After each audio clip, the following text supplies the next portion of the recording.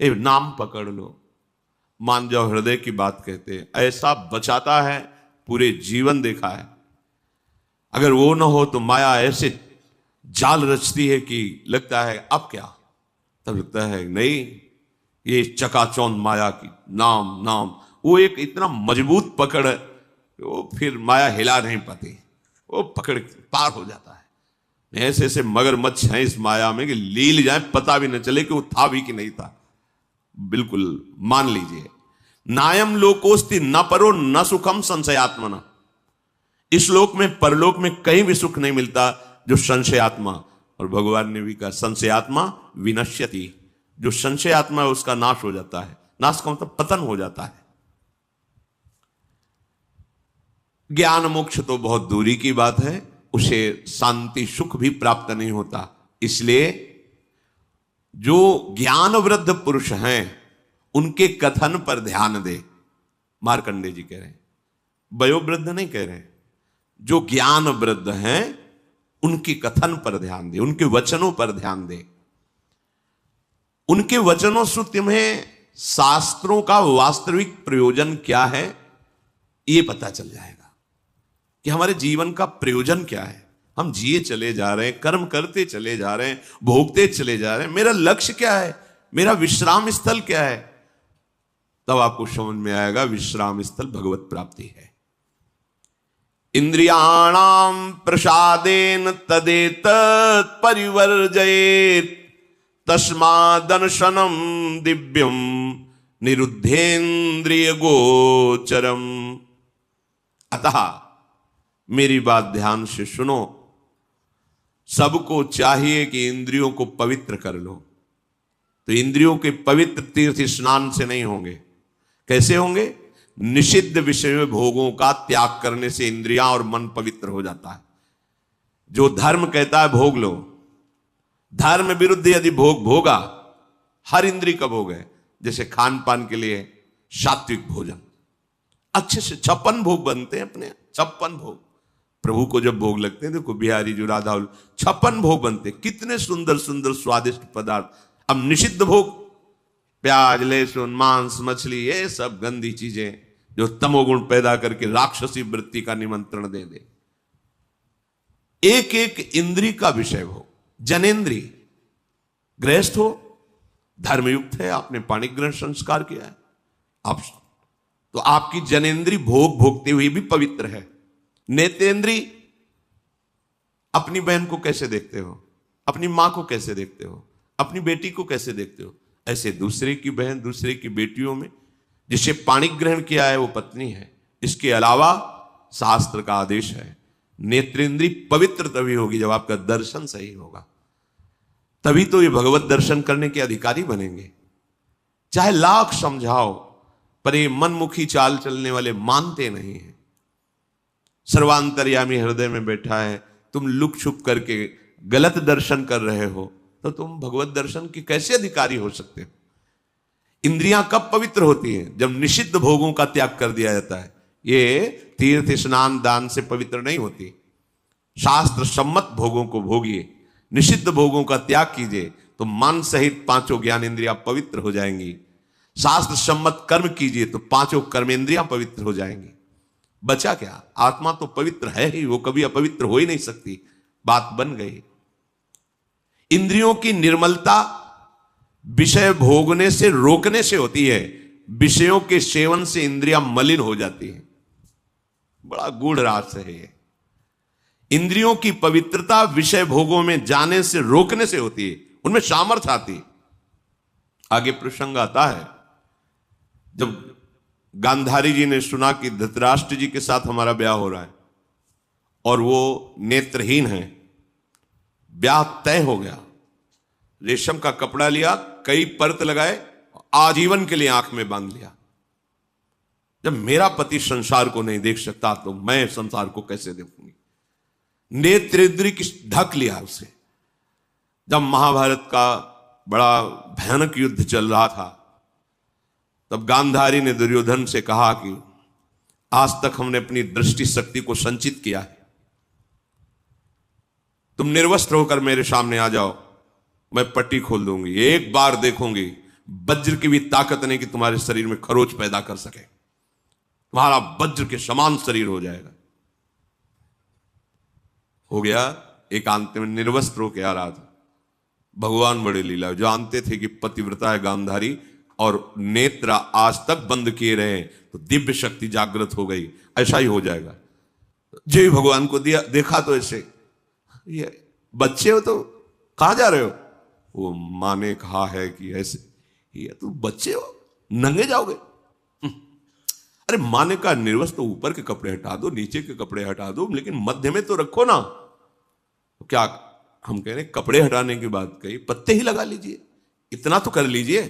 हाँ आपने ठीक सलाह दी। जेवी गांधारी ने पट्टी खोली, सामने देखा, तो आज्ञा का पालन क्यों नहीं हुआ? निर्वस्त्र क्यों नहीं रहे?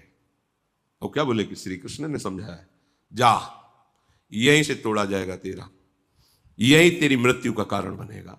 बेटा तूने चूक कर दी, यहीं से तू कमजोर हो। वही मारा था, जहां मारते थे तो चिंगारियां उठती थी गदा की, कहीं कुछ भी नहीं हो रहा था दुर्योधन का, लेकिन वहीं तोड़ा। जंगा से ऐसे पत्ते बांध लिए थे, वहीं तोड़ा, वहीं से उसका एक नेत्र शक्ति को रोक लिया। तो कितनी बड़ी सामर्थ्य। जो वाणी से मौन रहते हैं, कभी असत्य भाषण नहीं करते, नाम जप करते, वो अगर बोल दे होश में हो जाना, बिल्कुल सत्य हो, क्योंकि उनकी वाणी की सामर्थ्य जागृत हो चुकी है। हर इंद्री को जब भोगों से रोक दिया जाता है तो उसके अंदर अपार सामर्थ्य आ जाती है। पर यह बात सहज नहीं है। हम जो सोचते हैं वो क्यों नहीं होता, हम जो करते हैं वो क्यों नहीं सफल होता? क्योंकि पावर ही नहीं है। जब जो मनाया खा लिया, जो जब मनाया कर लिया, जब जो मनाया देख लिया, तो तुम्हारे अंदर आध्यात्मिक शक्ति नहीं। सब कार्य आध्यात्मिक शक्ति से होते हैं। थोड़ा तो समझिए, थोड़ा तो अपनी इंद्रियों पर शासन कीजिए। इंद्रियों में सामर्थ्य और निर्मलता आती, निरोध, निरोध माने रोकने से।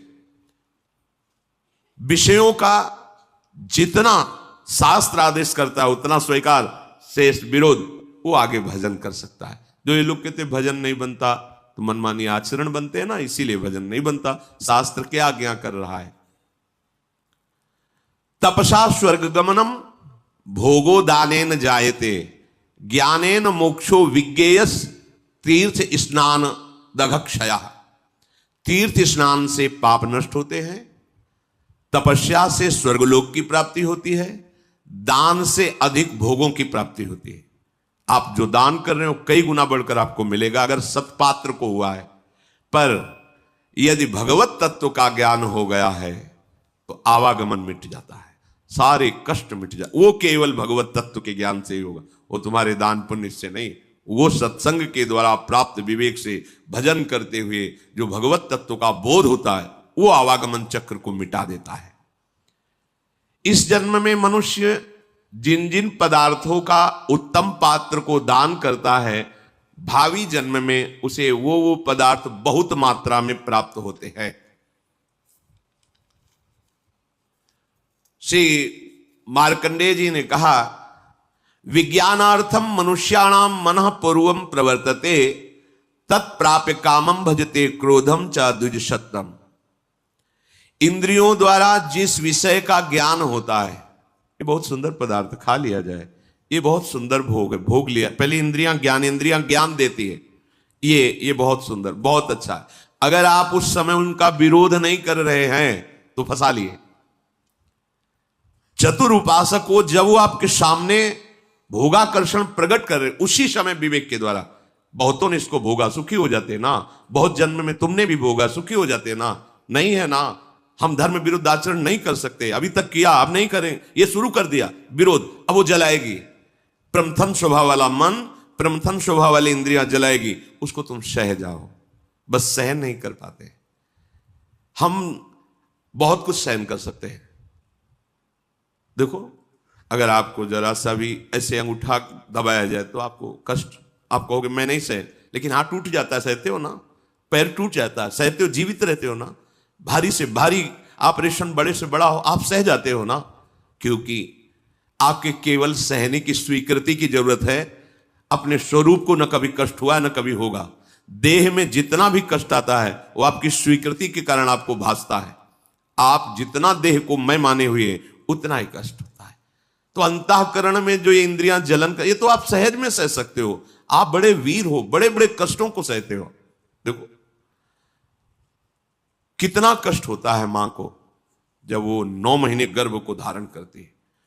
प्रसव में कितना कष्ट होता है, पर उस सब सह करके अब अपने जरा विचार करो, अगर थोड़ा ज्यादा हो जाए, गैस बन जाए पेट में, तो कैसा लगता है। वो हमें पूरा 9 महीने धारण किए रहे, सब कष्ट सह सकते हो आप भगवान के अंश हो। ये जो आप डर जाते हो ना कि मन की बात अगर नहीं पूरी करेंगे तो ये बराबर जलाता रहेगा, नहीं जलाता नहीं, वो जल के शुद्ध हो जाएगा। अगर मैंने अपने मन और इंद्रियों की बात नहीं की तो मैं जी नहीं पाऊंगा। ये केवल डरा रहा है, तुम जी नहीं, अमर हो जाओगे अगर ये बात तुम स्वीकार कर लो कि तेरे प्रेरित किए हुए गलत मार्ग में मैं नहीं चलूंगा। इंद्रियों द्वारा किसी विषय का ज्ञान जब आपको कराया जा रहा है, बहुत ध्यान से साधक उपासक जन सुने, तो वो सबसे पहले मन को घसीटती है इंद्रियां, अपने में मिलाती है, क्योंकि ये इंद्रियों का नेता है। अगर ये ना कर दे तो कोई भी इंद्रिय अपना कार्य नहीं कर सकती। जैसे मन किसी विषय में गाढ़ मनन कर रहा है, कई बार हमने देखा है, आप क्या बोल रहे हो, बात हो गई, सब हो गई, बाद में आपने पूछा कि आपने तो हाँ कह दिया था। नहीं, हमें पता नहीं कि हमने हाँ कहा। और देखो, जब तुम्हें हाँ करवाना हो तो 3-4 बार हमसे बोलो कि आप सुन रहे हो ना, सुन रहे हो ना, और जब फिर हम हाँ कहें तब हाँ मानना, पहली बात में हाँ मत मान लेना, क्योंकि अब हाँ ठीक है ऐसा क्या। तो देखा गया कि अगर मन कहीं लगा हुआ है तो इंद्रियां भी नहीं पकड़ पाती कि आप क्या बोल रहे हैं, कौन आया, कैसे है, वो हो रहा है सब, पर पकड़ में नहीं आएगा, वो स्मृति में नहीं आएगा। अगर मन अपने साथ हो जाए तो इंद्रियां कुछ नहीं बिगाड़ सकती। पर क्या होता है, विषय का ज्ञान कराने वाली इंद्रियां सबसे पहले मन को अपने में घसीटती। जहां अपने मन में इंद्रियों की प्रीता विषय भोगों में, और वो तीनों एक हुए, और अगर बुद्धि में विवेक नहीं है तो मन तत्काल बुद्धि को अपने अधीन कर लेता। इस कहने में बहुत देर लग गई, अधीन करने में नहीं लगता। और जहां बुद्धि अधीन हुई तो उस विषय में राग या द्वेष हो जाएगा। प्रतिकूल है तो द्वेष हो जाएगा, अनुकूल है तो राग हो जाएगा। दोनों में जलन होती है। राग में जो हर्ष होता है वो शोक में परिणित हो जाएगा। अगर राग का हर्ष स्वीकार न हो तो शोक छू नहीं सकता। यह अध्यात्म है।